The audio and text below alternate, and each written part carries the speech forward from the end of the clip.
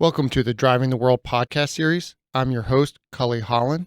Today we have Don Congdon, a corporate trainer, and we'll be discussing replacing mechanical variable speed drives.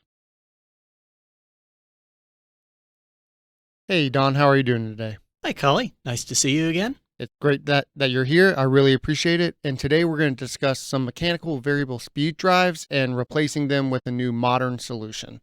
So what is a mechanical variable speed drive? Well, it's really kind of an umbrella term for a technology that was developed in the last century.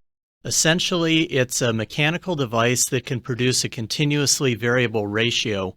So in other words, you put it between a motor and the application, and there's usually just a simple control knob on it that adjusts the ratio continuously between maybe the full speed of the motor and some lower speed. The advantage is you get a smooth range of speeds rather than discrete speeds, but it's entirely dependent on mechanical technology like belts, variable pulleys, maybe gears, friction discs. There were all kinds of strategies to do this back in the mid-20th century. Well, I can definitely see why our customers would like that, but it does sound like it's a little antiquated, so I'm sure there's some downsides to it with it working on belts and mechanical parts that can fail. So is there some downsides, and is there a solution? Yes, there are actually quite a few downsides to it. Really it was the best solution 50 years ago, but it's not so good today. The real problem with mechanical variable speed drives of various types is they have components that usually wear out. Pulleys, friction discs, by their very nature, will wear out, so will belts. Usually also they're limited in how much power they can transmit. For example, SEW offers two mechanical variable speed drives that we developed in the mid-1960s, and we still sell them to a small number of people who want to use them. They're called Varigear and Varamot. One uses a variable pulley system with a belt, the other uses a friction disc.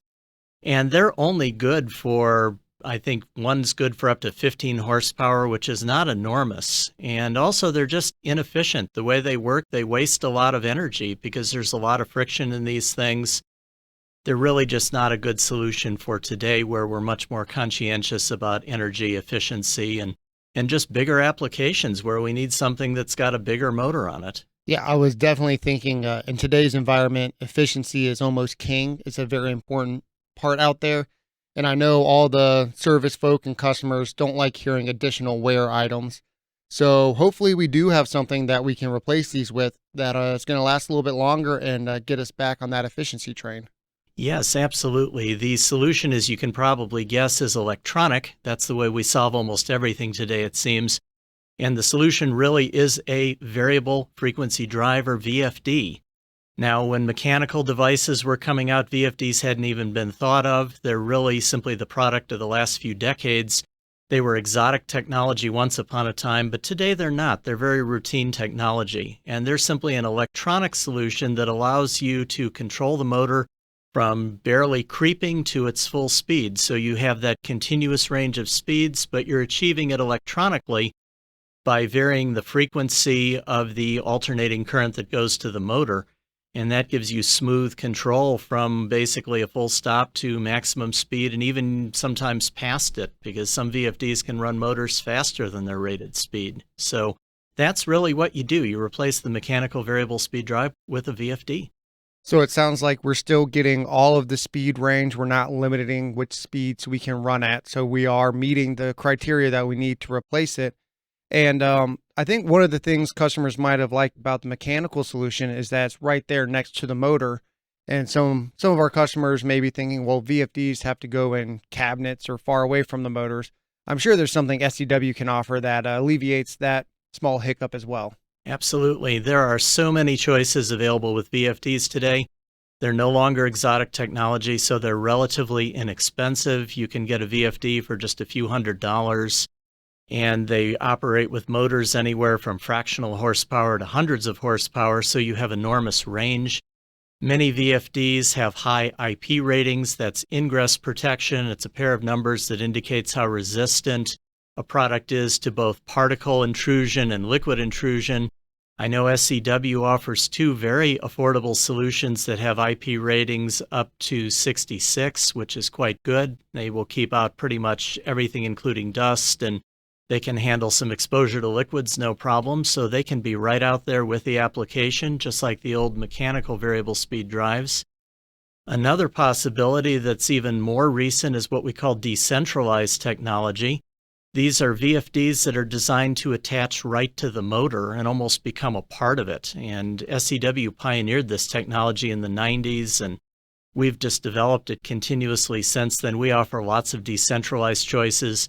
As you can imagine, these are meant to be out in the environment, and they're just right there ready to control that motor.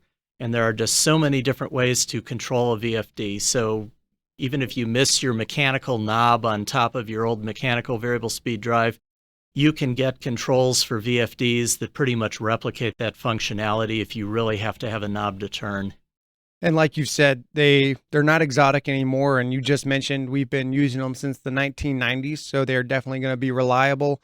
And I can only imagine that these electronic solutions have much lower wear and tear and are going to run a lot longer than their mechanical predecessors. That is definitely true. One of the real problems with mechanical variable speed drives is you did have to maintain them pretty steadily. An electronic solution really doesn't require any maintenance as long as you keep it in the environment it's designed for. It's just going to keep going and going and going for years. And it's going to run efficiently, and it's going to run basically trouble-free. So it really is just a fantastic solution. Well, that is great to know. Is there anything else we need to know about going from a mechanical variable speed drive to a VFD or a decentralized VFD solution?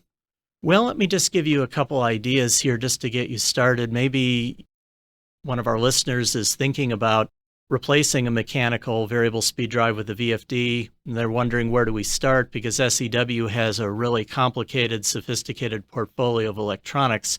So let me just give a few suggestions. A really good place is to start at the low end with the Movitrack LTE B+. That's sort of our entry-level VFD. And it really is anything but entry level. It's got a lot of features to it for its price. It is available either to work in a clean indoor environment or an outdoor environment because you can get it in IP20 or IP66. And it can handle motors, I believe, up to about 50 horsepower. So it's a good, broad solution. It's got up-down speed control buttons right on the front, so that can replicate your knob functionality. It's trivial to set up. It's a really good entry-level choice. If you need something for bigger motors, then you can go up to the Movitrack LTP, which goes up to 350 horsepower. And it has the same features. It's got a few extra features, in fact, so a lot of nifty extra goodies, not much more expensive.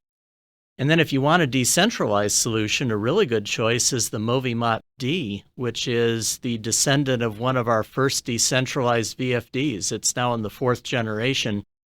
Movimot D mounts right on the motor. It just looks like an oversized conduit box, basically. So it's a very compact, appropriate solution. You can even get a mechanical knob for it, believe it or not, that goes right on top of it. So you can, if you really have to twist a knob, that's available. But there are many other options. One thing a lot of people realize when they make the transition from a mechanical variable speed drive to a VFD, they suddenly realize there's so many more things they can do that they'd never thought of with the old system.